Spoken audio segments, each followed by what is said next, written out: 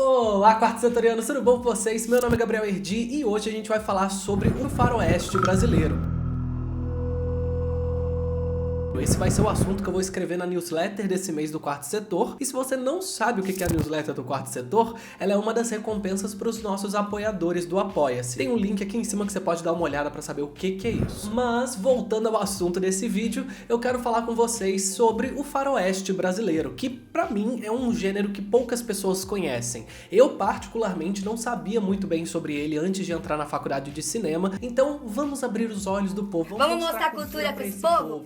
Vamos fazer uma parte intelectual aqui rapidinho. O Velho Oeste americano, ou também conhecido como Far West, que é daí que vem o termo faroeste, foi um período histórico da expansão da fronteira americana para cima das terras nativas. Eles consideraram uma promessa de riqueza, de encontrar ouro, de expandir seu território e tudo mais, tirando os nativos, enfim, muitas questões políticas que a gente pode entrar nesse assunto.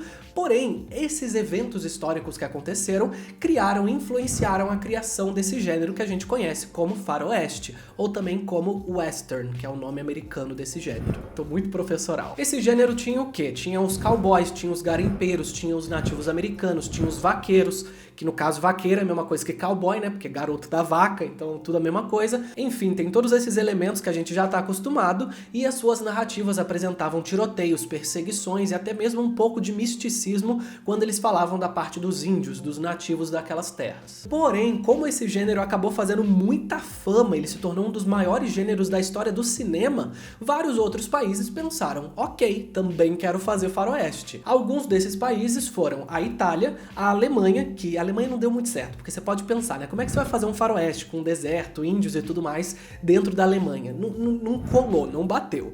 E teve um outro país, que aí já deu muito certo, que foi o Brasil. E por que eu digo pra vocês que deu muito certo? Porque se lá nos Estados Unidos eles tinham os desertos lá do Arizona, Mississippi, essas coisas todas, aqui no Brasil a gente tinha o sertão nordestino. E se lá nos Estados Unidos eles tinham os cowboys, os tiroteios e tudo mais, aqui no Brasil a gente tinha os cangaceiros. Então nós já tínhamos na nossa cultura elementos que eram muito parecidos com os elementos do faroeste americano. E por causa disso, quando a gente transpôs, falar de forma chique, né, a gente retratou o faroeste americano em realidade brasileira, tudo meio que se conectou e se tornou um gênero muito interessante. Lima Barreto é considerado o cara que consolidou o faroeste brasileiro, tornou esse gênero popular com o filme dele O Cangaceiro, de 1953. A história foi inspirada pelo Lampião e acompanha ele e outro cangaceiro lutando pelo coração da professora Olívia, que, diga-se de passagem, eles sequestraram essa mulher para conseguir um dinheiro, então como é que fala? Quando você sequestra alguém para poder pegar dinheiro de volta? Recompensa. Eles sequestraram a professora Olívia em busca de uma recompensa, só que os dois acabaram se apaixonando por ela, e essa é a história do filme. É um filme muito bom e vale muito a pena assistir. Tanto que, como eu disse, esse filme foi o que popularizou esse gênero. Ele popularizou tanto esse gênero no Brasil, que de 1953, que foi quando ele foi lançado, até 1983, foi lançado pelo menos um filme por ano no gênero de faroeste brasileiro. Outro filme notável do cinema brasileiro é Deus e o Diabo na Terra do Sol, de 1964.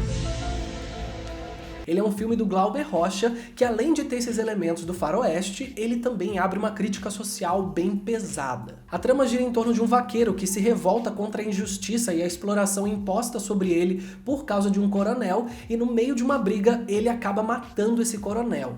Essa situação obriga ele e a sua mulher a fugirem, e os dois se envolvem com figuras religiosas que também não são tão honestas assim. Além de ser um excelente filme do gênero de ação, perseguição, faroeste e tudo mais, é um filme também que abre umas questões sociais da luta entre a pobreza e os latifundiários, da injustiça presente dentro da religião e também discutindo um pouco sobre o poder do povo.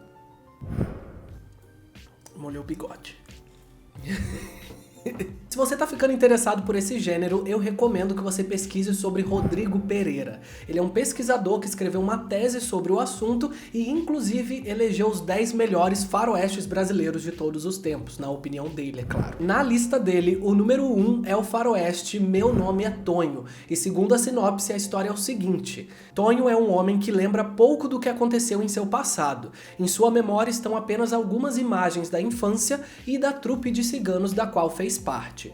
Vagando sem direção pelo mundo, o homem chega a uma região assolada pela violência do bando de Manelão e decide ir atrás do grupo. Vou falar também alguns faroestes mais atuais, porque a gente não parou de fazer esse gênero. Eu sei que tem algumas pessoas que não gostam de assistir filmes antigos, então esses filmes mais recentes, mais contemporâneos, são pra vocês que querem assistir filmes mais HD, não sei, tem gente que gosta. O Matador saiu em 2017 e retrata o interior de Pernambuco em 1940, seguindo a vida de um homem que vai em busca do seu pai na cidade grande apenas para descobrir que ele era um matador no comércio de pedras preciosas. Cano Cerrado saiu em 2018 e conta a história do sargento Sebastião, que deseja vingar a morte do seu irmão. A história gira em torno dele buscando várias pessoas durante o caminho, até que ele confunde dois policiais com suspeitos, e eles se tornam seus principais alvos. E agora, por fim, nessa lista, é claro, a gente tem Bacurau, que é o lançamento mais recente do Kleber Mendonça Filho,